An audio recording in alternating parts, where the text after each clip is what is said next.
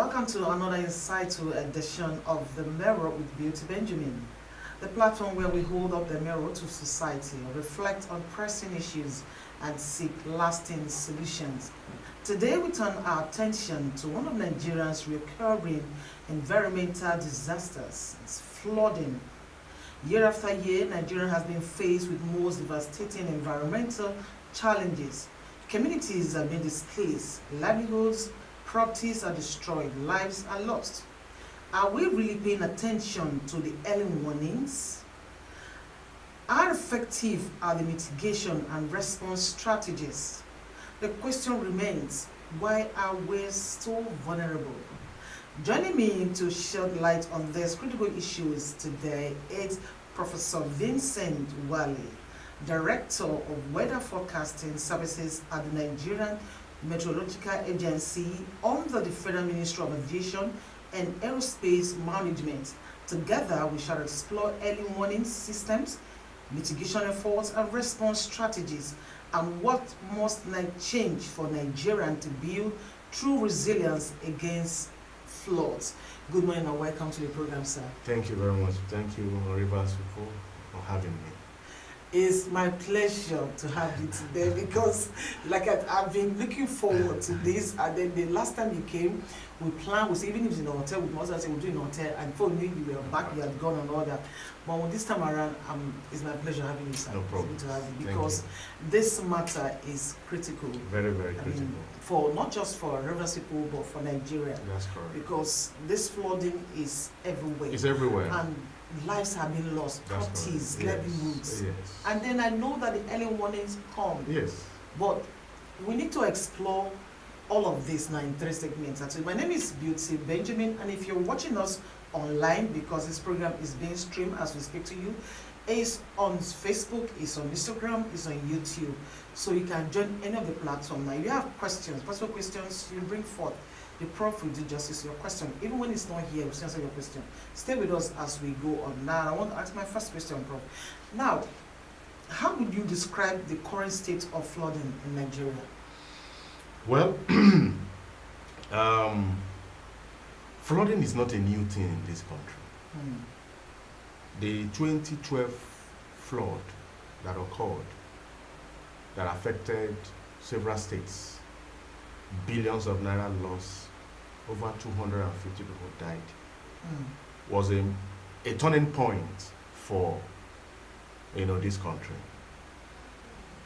Again, as we speak, we know the states that are vulnerable. They know the areas that get flooded. The inhabitants know the areas that are vulnerable. Okay.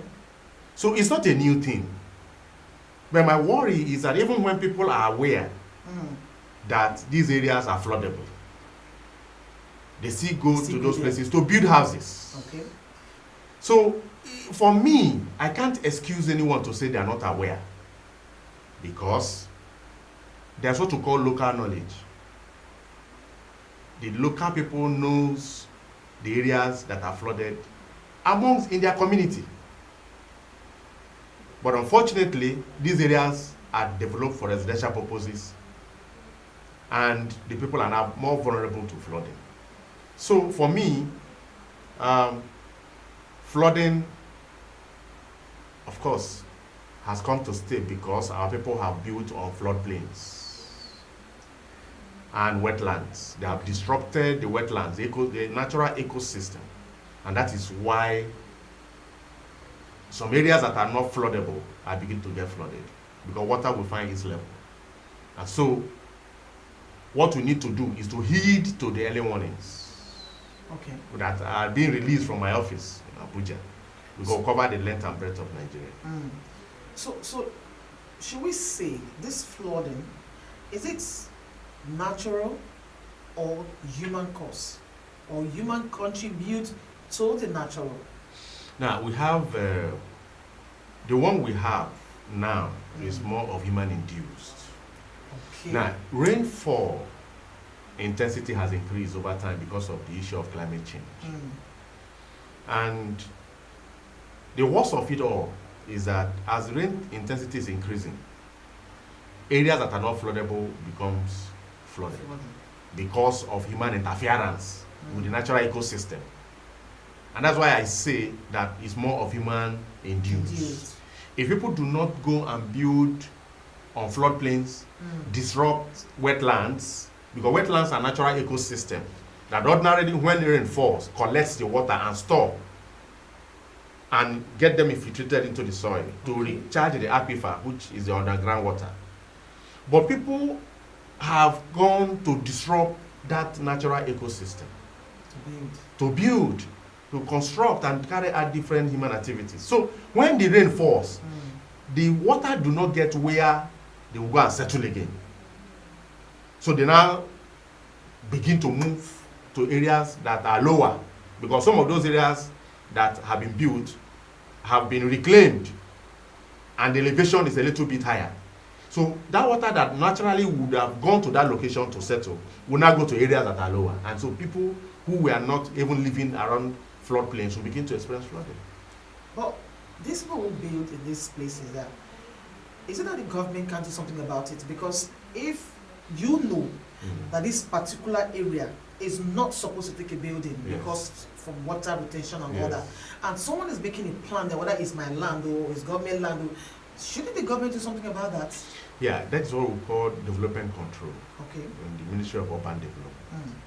They are expected to control developments, identify these hotspots, identify the natural ecosystems, and protect them. The wetlands ought to be protected. Because if you don't protect them, these are the consequences, what we are seeing now. Yeah.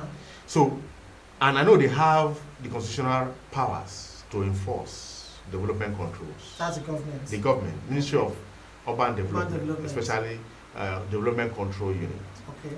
They have the requisite, they have the powers, they have everything constitutionally to control developments in the urban centers. Okay. But I cannot say why they are not functioning, because there are a lot of issues. Because what we are discussing here is a multi-dimensional problem. You can't just hold one person accountable. Okay. Because everyone is involved. Because the state is not in the local government. The local government also need to carry out their own responsibilities in doing all of this. So every hand must be on deck to ensure that this issue is handled. Now, from NIMET's perspective, now, what early warning signs or systems are currently in place to alert citizens ahead of flood disaster? I know you people come out with the yes, we give warnings, 3 days warnings of where we're going to have intense rainfall that could lead to flooding. 3 days warning ahead of time. Ahead of time. Ahead of time. Is 3 days enough? 3 days. Now, what I mean is, what I mean now, for people to evacuate and leave the areas that will be flooded. In 3 days. Is it enough? Now, if I don't have somewhere to go to, are there provisions that now you've given out? I know you do that all the time. There are warnings, we take them every and day. all that. Yes. But the 3-2 hours, is it enough for one to look for somewhere, or is there a ready place that you say, okay, the warnings have been given, okay, we are evacuating everybody from here to a particular place? Well, that is left for the state government and the local government to handle. Okay. We give warnings across the country and identify local government and the states that will be affected. Okay. We expect that the states should take it off from there. Should take it off from there. The local government chairman should take it off from there. That's where everybody is involved. Is involved. The communities. Okay. Everybody must be involved. So NIMET has released the alerts that these are the areas that will be flooded. And when we say these areas will be flooded, the local inhabitants also know the areas with local knowledge. And so what the state government ought to do, or the local government ought to do, is to move to those communities to say, look, all of you along this area, please leave for now. And now I understand. Where they will go to is the question you are asking. Yes. That is the responsibility of the state. The state, okay. And the local government. And to provide locations. Watching and listening of to course, right to now. provide where they want to evacuate people to. Okay. Until after the incident. So that we will not record the casualties. Okay. Now let's go to the early warning and public response segment now. How effective have these warnings been in reaching rural or urban communities?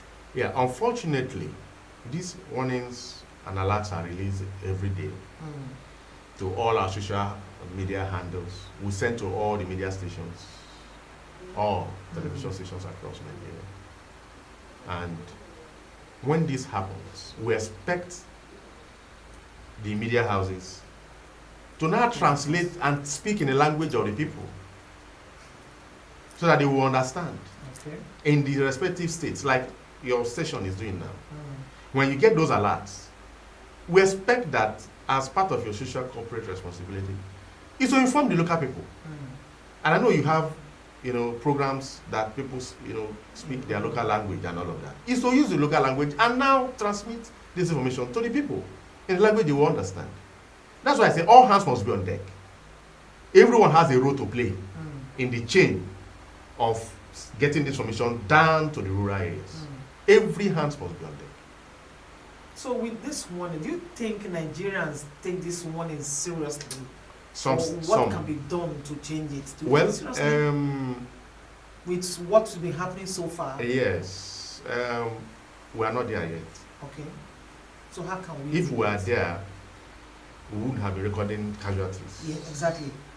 So what we need to do is that most states that have state emergency management agency, because most states do not have it. River State do not have state emergency management agency. I'm not sure we have. If we have, when those information alerts are released, we expect the state emergency management agency to coordinate it and now begin to carry out the enlightenment down to the communities. And we are supposed to have LEMA, local government emergency management agency. That was supposed to proceed to my next question. Yes. How is NIMET collaborating with LEMA to disseminate this information? They get our information every day, NAMA, at the federal level. And so they are supposed to cascade this down to the states, if the state that have state emergency management agency. And the state now cascade it to local government. For timely action. For timely action. But that structure has not been put in place. But I think in some states they have. Now, if we don't have state emergency management agency in Rivers State, then there's a problem. But if we have.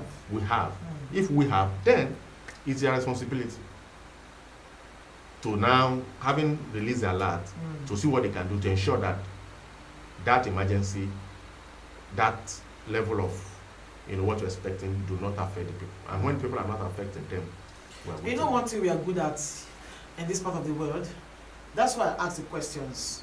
Do Nigerians take this warning seriously? Because we like this attitude where we wait for it to happen. Reactionary. Yeah. When it happens, they will start. Yes. There's somewhere that we don't take proactive action. So, okay, now they've given us warnings. We have 72 hours, and then probably further 72 hours. There should be some preparation that's going to go. Between this month, we're expecting rain. Of course, we know it's going to rain. When the rains are coming. We have facility already constructed and kept in place. So the minute NIMET comes and says, okay, these are the warning signs, 3 days time, you just move and then go. Straight. So why isn't that structure not in place? So we're always moving at the very when it's happening. And by that time, we are losing lives, losing property, and all that. And so spend more. So that is the problem. So that structure needs to be put in place. So how do we do that? It's the state government. The political will is not there. If the political will is there, it's doable. Local government can do it. Okay. State government can do it. Okay. So why are they not doing it? It's because there's no political will. So is there no way that the federal, you are from the federal now. Yes. Is there no way that the federal will have some certain power? Or look, every state, you are just like we do our elections now. Every state, you are encouraged to put this bodies in place. Put this team. Let them start working. Look, we are expecting rain between the month of July to August, or August to this one, and then start preparation. So that when this sign comes out with you, you start making your people. So it goes down to before now, I think River State had that structure. Before the rains, they begin to open up all the channels, the canals, before now. they open them up. NDC has also done something in that direction to open up the canals and to ensure that before the rain comes, because we know when the rain will come. That's what that is my problem. We know when the rain will come. This period at Easter is rainy season. Why now? Why is there's enough time to be proactive about this whole thing? So, but the problem is why are why is it that the states and local governments are not working towards it? It's what I can't explain. Okay, let's move on to the mitigation and long-term solutions, because everything that we do, if we don't have these long-term solutions, we keep, like you said, we spend more, we just go around and we're spending more. But we have a long-term solution. I think that's what now. Look at it now. What proactive measures should governments or communities take to reduce the impact of flooding before the rainy season begins? Now, one thing I must also say is that NIMET releases the seasonal climate prediction yearly in February. It's a national document. We release it February, very early in the year. Identify the local government, identify the states that will be flooded, and we'll follow it up with three days warnings from beginning of the year. Even when we identify the states, we have identified the areas that will have flood early in the year, and we identify the months from the beginning, and we invite all the state governors. We invite all the relevant ministries, and we release the document to Nigerians. Okay. Nobody's interested. Maybe we should make it like a public hearing. It's a public. It's a public thing. Now, you are saying that I'm seeing it like where the federal government gets to, even to the local communities. You know, it's difficult because there has to be a structure. Yes, of course. Now, if you collaborate with state government and the local government and the traditional rulers. Yes, the local communities. Everybody has to. I told you, everybody. It involves everybody. Now, but it's not for NIMET to do so, because we don't have that constitutional powers. Okay. To do so. Okay. So, and of course, you know, states are autonomous. They have their powers. Yes. To do all of this. So you can't command a governor, you must do this, you must do that. Even when you know that flood is part of your state, that flooding incident is part of your state. So you need to even plan ahead of it. Now, let's look at how important urban planning and proper waste management in flood mitigation, because that's one problem we are also having. Yeah. Now, but I'll take that question. Let's go on a quick break now. Stay tuned as we begin to you.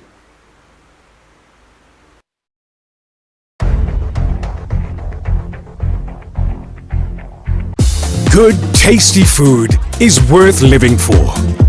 Worried about your oil every time you enjoy your favorite meal? Introducing Smart Balance. Smart Balance rice bran oil is rich in gamma-oryzanol. Several studies suggest that gamma-oryzanol may contribute to the reduction of bad cholesterol. Golden Terra Smart Balance oil. Good food, no worries. No buy am!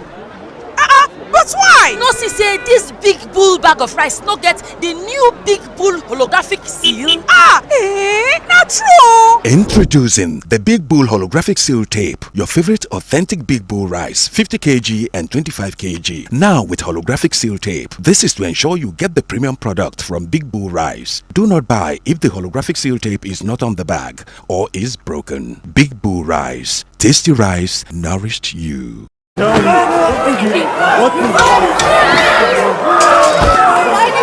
food do you need?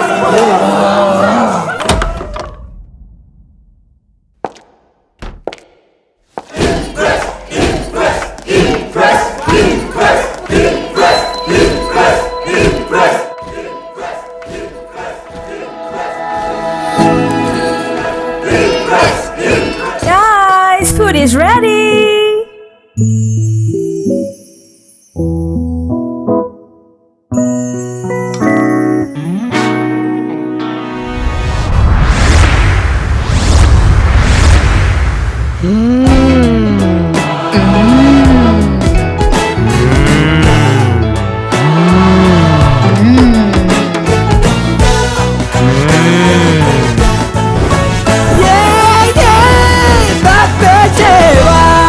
to impress.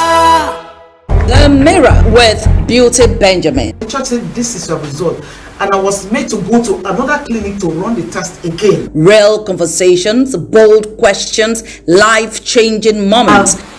A picture of what is going to happen in the next 10 years. He said they have a code that governs their trade. The people that sell don't take. Every Friday at 10 a.m. on Rstv. Somebody may have parents, but the parents are not involved. Covers motherhood. Yes. Covers mentorship. And everything. Join the host, Beauty Benjamin, as she brings you face to face with truth and powerful stories that will move you. Tune in on GoTV, channel 142, Star Times, channel 113, and follow The Mirror across all social media platforms. The Mirror with Beauty Benjamin. The world needs moms. With a splash of golden terra oil, a mom can transform a frown into a smile. Change no thanks into yes please. And resolve family feuds without blowing a whistle. Providing tasty family meals is all that matters. Where there are moms, there is love. Golden Terra Oil. Pour pure love.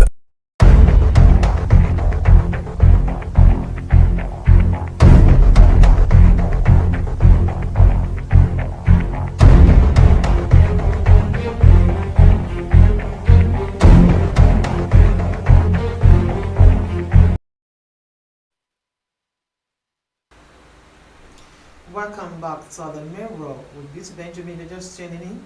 This is Rstv, and this program comes to you every Friday at 10 a.m. You can join us on our social media handle. You can watch after, you can stream as the program is ongoing. Just bring your questions, and then be sure you're going to get solutions to your problem. Now, I'm talking with the Professor Vincent WELI, and we're talking about the flooding in Nigeria, not just Rivers State alone. This flood cut across the whole country, and we're looking at how we can get long-lasting solution. Now, Prof, back to you now. I was asking, how important is urban planning and proper management in waste management, rather in flood mitigation? Because the waste problem is also part of the problem.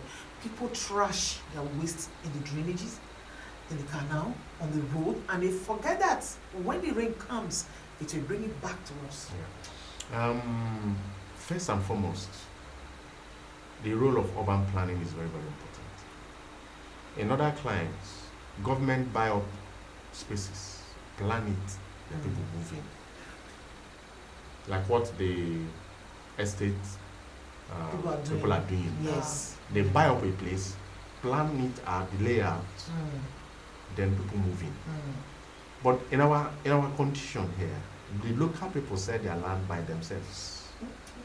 So government do not have that opportunity to plan out the layouts. So you have development that is spreading haphazardly. Exactly. So if development building is springing up haphazardly, then there's no drainage plan, there are no green areas, there are no, the wetlands are tampered with, and all of that. So it's a serious problem. Very serious. But if you go to the areas where the estates that are well planned, you hardly will. Can you have these issues, even though they are very expensive too. But that is the real picture of what it ought to be. Layouts that are well planned, then people moving. You know why I'm laughing? Yes. We that are from here. Yes. Now, if this is my land. Yes. Nobody comes. Do you get? You don't have that right. Say, government want to come and take my land, say, want to plant. How? Yes, we'll pay you. What needs to be done is government takes the land and pay, just like what the estate developers are doing. They pay the local people. Okay. And take the land. Then it can be done. It can be done. It's not that it's not possible. Maybe we should do more awareness. Yes. The government need to do so. Yes. Like what is happening along the Brigade axis. Yes. They have bought that place. That city. Yes. It's beautiful. That is what it ought to be. It's beautiful. Yes. That is what it ought to be. I passed there and I was like, is this Port Harcourt? That's correct. That is what government ought to be doing. Okay. If they were planning and every year they lay out, they come up with areas to develop and build, and that is what it ought to be. Okay. So it's doable. Okay. And in that sense, the Ministry of Urban Planning will have, the opportunity to plan this the town.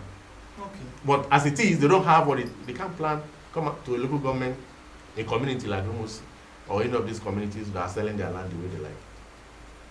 So, but what government need to do is to pay off the local people. And we have a lot of lands now. Pay off the local people, then plan the place. The whole from Emoha access Down, their lands, go to the other side, there are surplus of land. Yes. So that is only way we can get it right. Okay.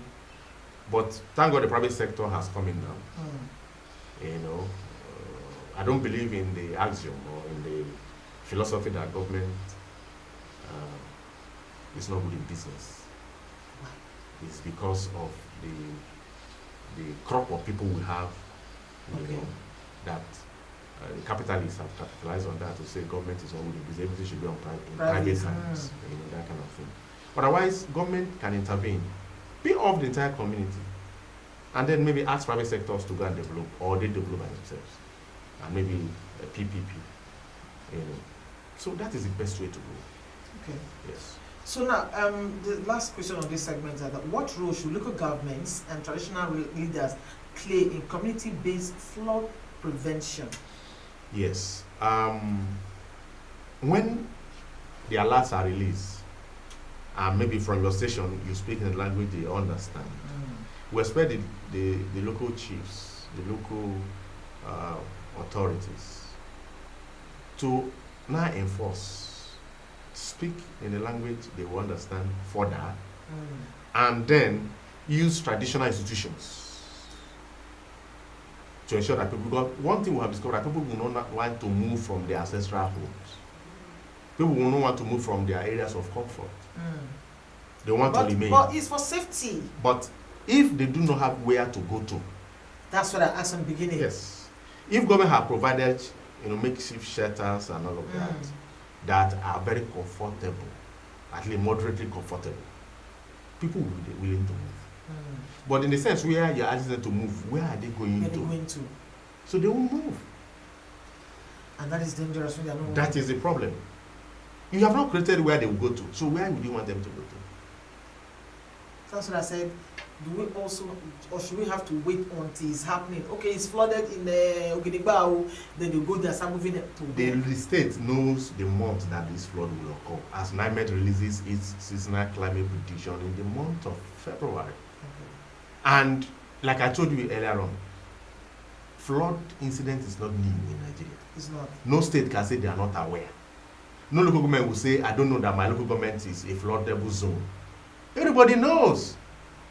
Why is it that there's no action taking place to curb this? So that's why I said there's no political way yet. Okay. And to get to a level when during campaigns, we want to hear those who want to occupy those offices, what they will do concerning environmental problems, the challenges. Because it's affecting everyone. And so, and what is affecting people, those who are coming to occupy those offices are not telling us what they will do when they get there. This should be one of their campaign. Yes. They must tackle environmental challenges of the locals. Not just building roads, building, and all of that, schools. Let them see how they can handle environmental challenges as part of their campaign, promises. The people should ask them, as I come as local government chairman, you know that this our local government is a floodable local government. What are you going to do about it? Then let them speak.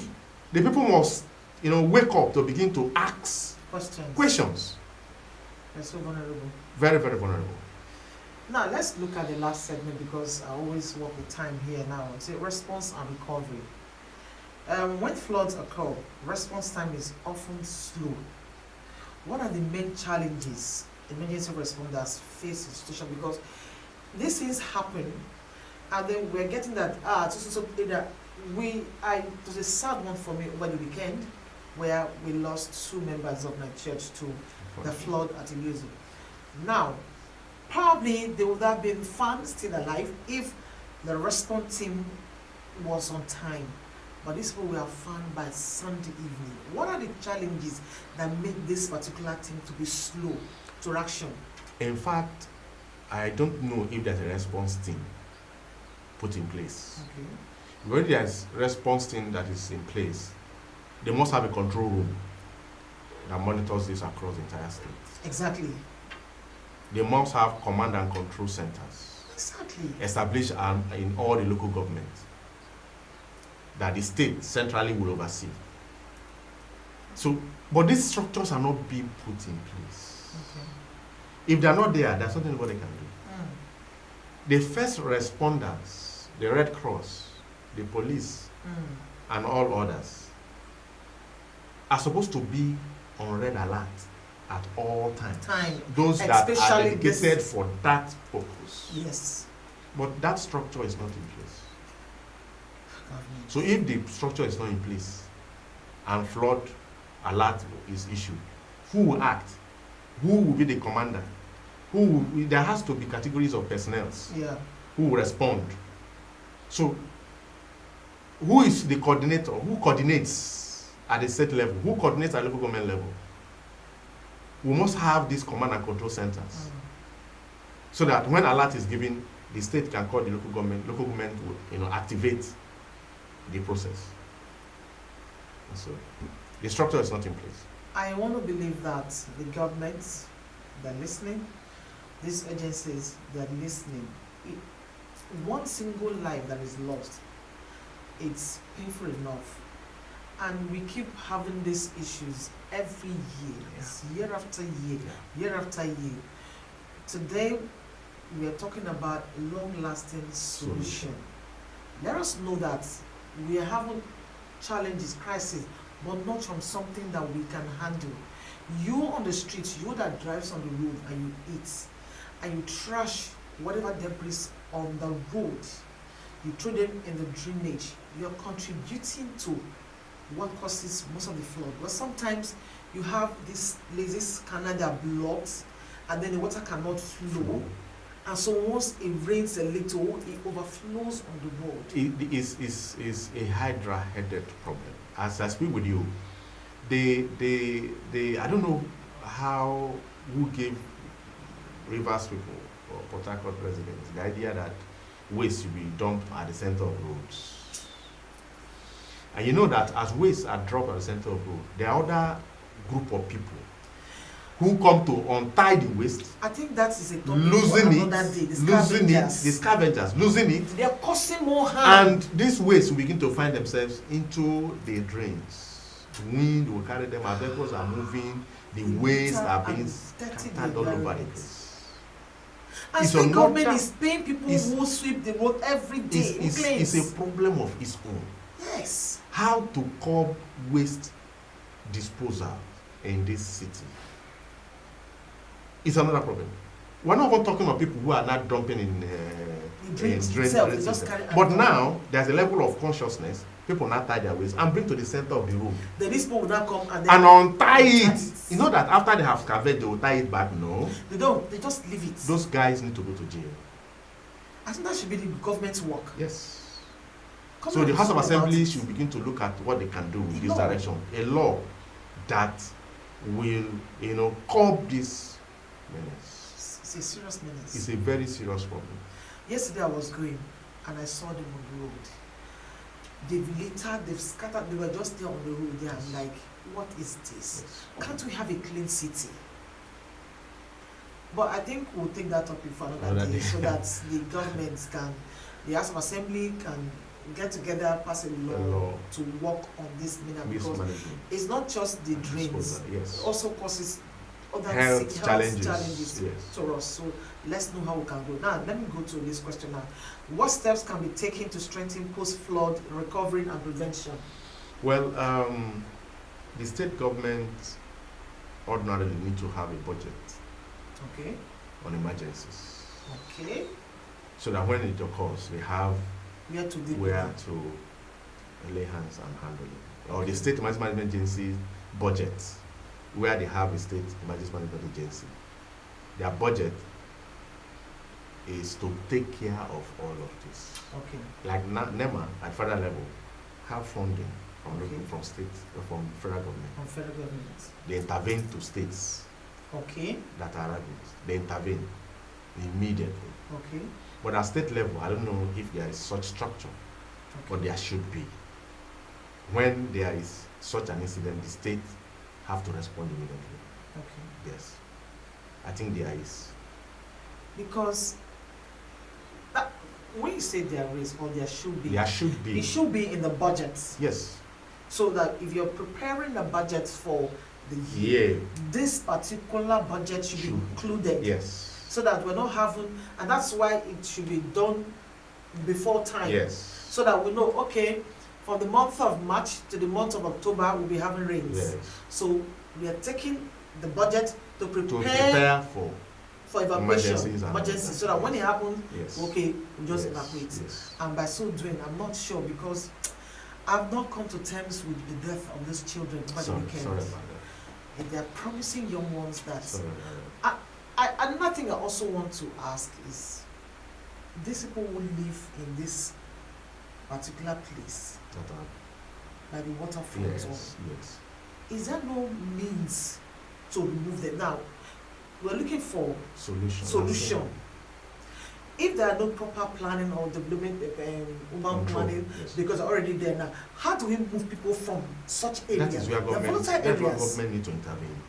Okay. If those funds are available, government should move them out of that place, relocate. In fact, destroy all the buildings along the floodplains. I've recommended this severally. Government must take decisive action if we must curb this.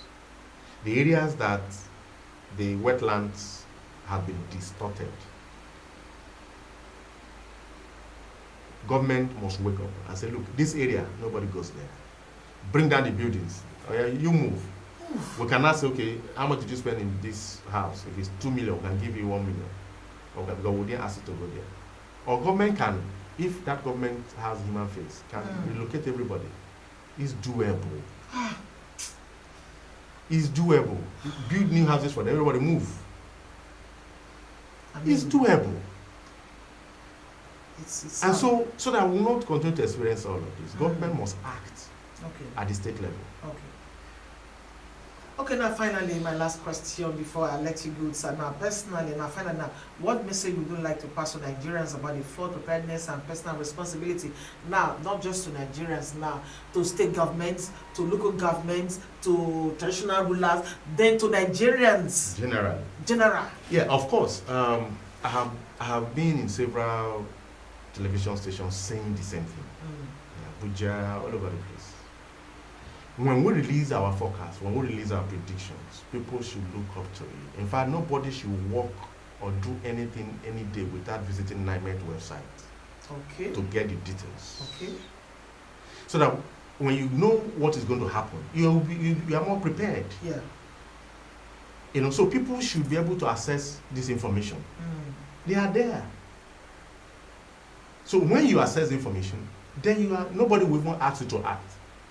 When you know that your activities will be impinged, your life is in danger, nobody will tell you to act. Seriously. So we must get to a level where individuals must be highly conscientized. We must get to that high level of consciousness that weather is here to stay. Weather is part of our life. Weather incidences is part of our life. Rainfall and all of that is part of our life. So we must not do anything without understanding what the weather is today, what it will be tomorrow. For us to plan our activities. So we must get to that level of awareness, that level of conscientization that, look, what is the weather today? Is it going to rain today? What is going to be the rain we're expecting in Port Harcourt today? It's going to flood. If it's going to flood, then I live in areas that will be flooded. Then you take preventive action. Yes. That is what I'm saying to all Nigerians. That consciousness should be that every morning you wake up, check NIMET website. For those who, because the local people may not have the facility to access that information.